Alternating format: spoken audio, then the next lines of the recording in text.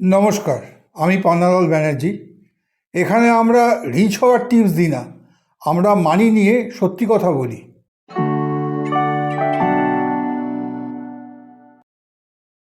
আপনি কি খেয়াল করেছেন, আমাদের বাবা মায়ের থেকে আমরা বেশি ইনকাম করি, বেশি সুবিধা আছে, তবুও আমরা কখনো রিচ ফিল করি না। স্যালারি আসে, স্যালারি যায়, মাস শেষ হওয়ার আগেই পিস শেষ। কেন মিডল ক্লাস বাঙালি পরিবারগুলো কখনো ফাইন্যান্সিয়ালি সিকিউর ফিল করে না? আজ মোটিভেশন দেব না, আজ সত্যি কথা বলবো। আমাদের সবার গল্প প্রায় একই। ভালো পড়াশোনা, ভদ্র চাকরি, পেরেন্টস প্রাউড, তারপর লাইফ শুরু। ফোন কিনলাম, ইএমআই। বাইক কিনলাম, ইএমআই। বিয়ে, লোন, ফ্ল্যাট, 30 বছরের ইএমআই। বাইরের থেকে সাকসেসফুল, ভেতরে সাফোকেটিং।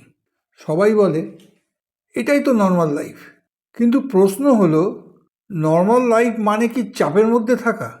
মিডল ক্লাস বাঙালি পরিবার সবসময় ম্যানেজ করে, কিন্তু কখনো এনজয় করে না।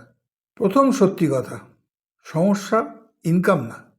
আজ বাংলায় অনেক পরিবার আছে 50,000 থেকে 1 লাখ টাকা আর্ন করে, তবুও মনে হয় কিছুই হলো না।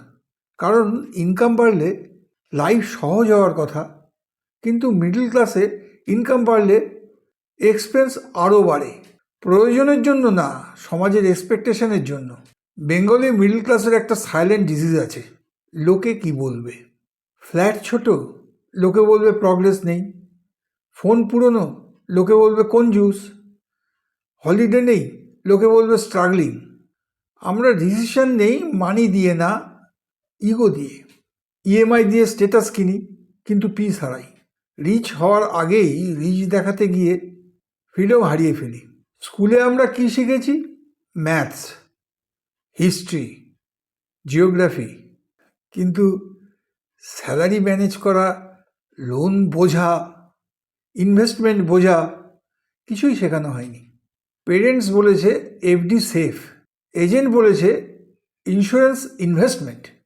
আমরা প্রশ্ন করিনি, কারণ আমাদের শেখানো হয়েছে অথরিটিকে কোশ্চেন করা ভুল। ফলাফল, হার্ড ওয়ার্ক করি কিন্তু রং সিস্টেমে। আমি নিজে দেখেছি, একজন লোক 1 লাখ ইনকাম করে, ইএমআই আছে, ক্রেডিট কার্ড বিল আছে, এমার্জেন্সি ফান্ড নেই।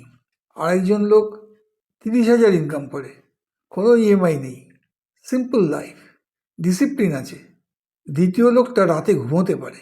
প্রথম লোকটা ইনস্টাগ্রামে হ্যাপি, রিয়েল লাইফে অ্যাংশাস। ডিফারেন্স ইনকাম না, ডিফারেন্স কন্ট্রোল। মিডল ক্লাস বাঙালি পরিবারগুলো পুয়ার না, তারা ট্র্যাপড। ট্র্যাপ হলো সোশ্যাল এক্সপেকটেশন, ইমোশনাল ডিসিশন, মানি নলেজের অভাব।